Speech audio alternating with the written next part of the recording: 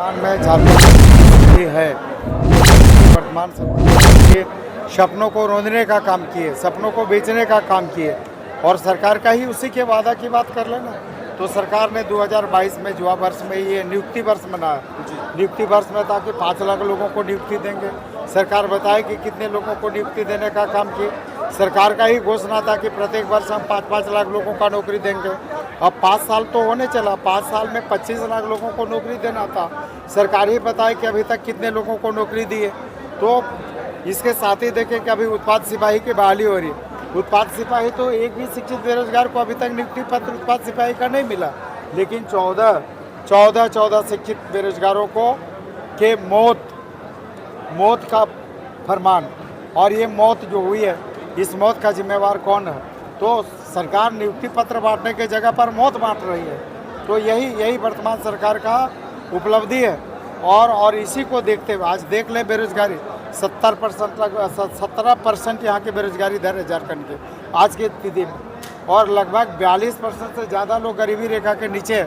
तो जो वर्तमान में राज्य का हालात है, इस हालात को देखते हुए हम लोगों ने निर्णय लिया है कि झारखंड नवनिर्माण संकल्प सभा, जिसके माध्यम से आज हम लोगों ने संकल्प लिया है कि जो वर्तमान में निकम्मी और भ्रष्ट सरकार है इसको पूरी तरह से उखाड़ के फेंकेंगे और एनडीए के नेतृत्व में आगामी विधानसभा चुनाव में फिर से एनडीए के नेतृत्व में झारखंड के सर्वांगीण विकास करने वाले, यहाँ के युवाओं के हितों को ध्यान में रखने वाले, झारखंडी हितों से संबंधित विषयों को लेकर अग्रसर होने वाले झारखंड का सरकार बनाने का काम करें। महिला समान योजना लेकर के मुख्यमंत्री को महिला बहुत खुश है और उसी के लेकर मैया पार करना चाहते 2024 का क्या? देखिए, हम लोगों तो मुख्यमंत्री जी का ठीक है, मैया समान योजना लाए, लेकिन इस योजना का आप देखेंगे तो राजनीतिक इस्तेमाल कर रहे हैं। ये योजना माननीय चंपैदा का लाया हुआ था।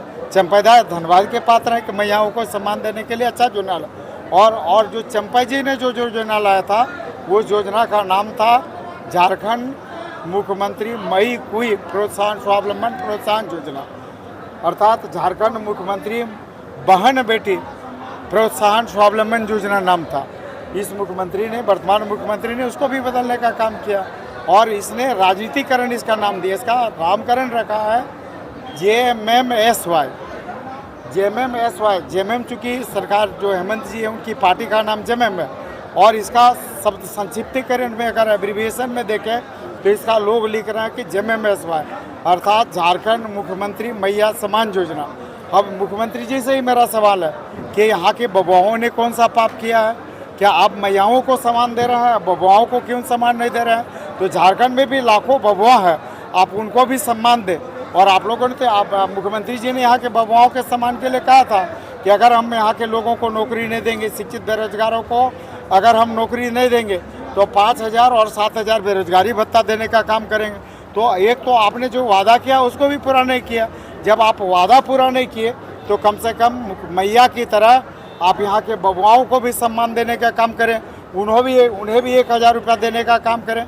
जहाँ तक मैया की बात है तो जो नवजात बच्ची है वो भी मैया है, जो 1 वर्ष की बच्ची है वो भी मैया है, 18 वर्ष के नीचे की जो है वो भी मैया है। तो सिर्फ 18 वर्ष से ऊपर की मैयाओं को मुख्यमंत्री जी क्यों सम्मानित करते हैं? मुख्यमंत्री ज़्यादा बेहतर होगा पूरे सहृदयता का परिचय देते हुए जितनी झारखंड में मैया है, चाहे नवजात बच्ची से लेके जितनी भी यहाँ पर मैया है, सारे मैयाओं को सम्मान देने का काम करें और मैया और बबुआओं के बीच में भेदभाव नहीं करें, सामाजिक समरसता लावें और मैया सम्मान योजना के तर्ज पर बबुआ सम्मान योजना भी मुख्यमंत्री जी लाने का काम करें। विधायक जी, जो योजना लाई गई है ये क्या चुनावी लाभ लेने के लिए है खाली? बिल्कुल। जब मुख्यमंत्री जी अपने 400 जो वर्तमान सरकार है, इस सरकार में जो शामिल दल है झारखंड मुक्ति मोर्चा, कांग्रेस और आरजेडी, इनका चुनावी घोषणा पत्र में देखें 410 इन लोगों ने चुनावी घोषणा पत्र में घोषणा किया था।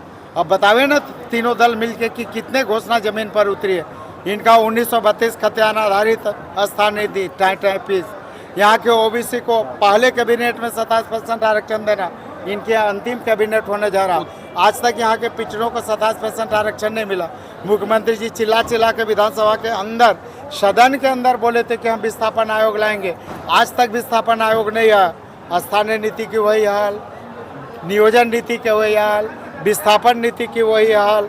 आज तक जाति जनगणना करने के लिए चिल्ला चिल्ला कर बोल रहे थे, आज तक जाति जनगणना नहीं हुआ। तो विधायक जी, आखिरी सवाल। वर्तमान सरकार बयानवीर ये बयान करने में, भाषण देने में, आश्वासन देने में पूरी तरह से ये वीर बहादुर का काम करती है। सवाल, उत्पाद विभाग के दौड़ में जो मौतें हुई अभ्यर्थियों की, उस पर हेमंत सोरेन मुख्यमंत्री झारखंड के जितने विधायक ये कहते हैं कोरोना का टीका जो लगा था उसके कारण मौत हुई है, क्या कहेंगे इस पर? देखिए, ये तो एक वही होता है ना कि धूल अपने चेहरे पर होती है और आईना लोग पोंछते रहता है, वही है। आप अपनी गलती नहीं देख रहे हैं। आप किस समय दौड़ा रहे हैं अभ्यर्थियों को, ये आप देखें। दौड़ने का समय क्या है और पहले दौड़ने का जो मापदंड था वो क्या था। पहले 5 किलोमीटर था, अभी आपको बढ़ा के उसको आप 10 किलोमीटर कर दिए। दूसरा है कि आप समय क्या है दौड़ाने का, मॉर्निंग आवर में दौड़ाना है, आप डे आवर में दौड़ा रहे हैं। तो अपनी गलती वर्तमान सरकार नहीं देख रही। तो 14 जो लोगों की मौत हुई है, सबसे पहले तो मैं उन सभी 14 जिनकी मौत हुई उनके प्रति श्रद्धापुष्प अर्पित करते, श्रद्धांजलि अर्पित करता हूँ। और सरकार को मौत की जिम्मेवारी लेनी। ये 14 जो शिक्षित बेरोजगार की मौत हुई है, इसके जिम्मेदार कौन है? इसके जिम्मेवार वर्तमान सरकार है, वर्तमान सरकार ही है।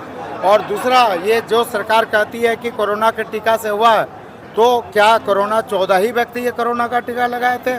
और जो लाखों की संख्या में जो उत्पाद सिपाही में दौड़े, तो क्या उन पर कोरोना का टीका का प्रभाव, उनका कोरोना का प्रभाव उन पर नहीं था? सिर्फ 14 व्यक्ति पर ही कोरोना का टीका था क्या? सिर्फ 14 व्यक्ति ही कोरोना का टीका लिए थे क्या?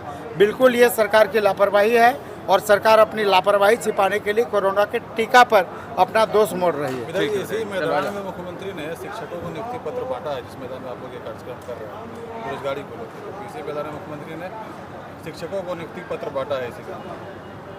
देखिए, निश्चित रूप से आप देखेंगे तो इसकी संख्या क्या है और पूरा अगर डाटा देखें तो आज की तिथि की बात हम करते हैं तो 3,59,000 से ज़्यादा नियमित पद इस सरकार के पास अभी तक खाली पड़े हुए हैं। और उतनी बात करें ना, आज जेपीएससी जैसी महत्वपूर्ण जो गेजेटेड अफसरों की बहाली करती है सरकार, बताओ ना कि आज जेपीएससी में चेयरमैन कौन है और क्या बिना चेयरमैन की कोई बहाली हो सकती है क्या? आज जेएसएससी का क्या स्थिति है? जेएसएससी का स्थिति देख ले, जेपीएससी का स्थिति देख ले, सूचना आयोग का स्थिति, जो संवैधानिक आयोग और जो बोर्ड है वर्तमान में, वो सरकार वहाँ अध्यक्ष और सदस्य तक की बहाली नहीं कर पाई। इतनी निकम्मी ये सरकार है। जयराम गौर ने एक बार चुनौती दिया है, उन्होंने उनके तरफ से बयान आया था कि अगर दूसरी बार चुनौती देंगे तो गोमिया से लड़ने एकदम आ ही जाएंगे। हर व्यक्ति का स्वागत है, उनका भी स्वागत है। प्रजातंत्र लोकतंत्र में हर व्यक्ति को चुनाव लड़ने का अधिकार है। गोमिया विधानसभा में जिनको चुनाव लड़ना है आवे, चुनाव लड़े। गोमिया विधानसभा क्षेत्र की जनता ठान चुकी है कि डॉक्टर लंबोदर महतो को, जिन्होंने गोमिया विधानसभा का आज़ादी के 78 वर्षों में जितने काम नहीं हुए उतने काम करने का काम किया। आज 10,000 करोड़ की योजनाएं जो गोमिया विधानसभा में चल रही है, तो पैसा नहीं है, हमने काम किया है। और आज भी 10 बजे से रात 2 बजे तक जनता के बीच रहता है, जनता की सेवा करता है और विकास को लेकर हम कटिबद्ध है, प्रतिबद्ध है। तो निश्चित रूप से विकास के बल पर, और हमने तो सभी लोगों का दिल जीता, तो निश्चित रूप से गोमिया विधानसभा के जनता प्रत्याशी चाहे जो भी हो, चुनाव चाहे जो भी लड़े, हर व्यक्ति को चुनाव लड़ने का स्वागत है।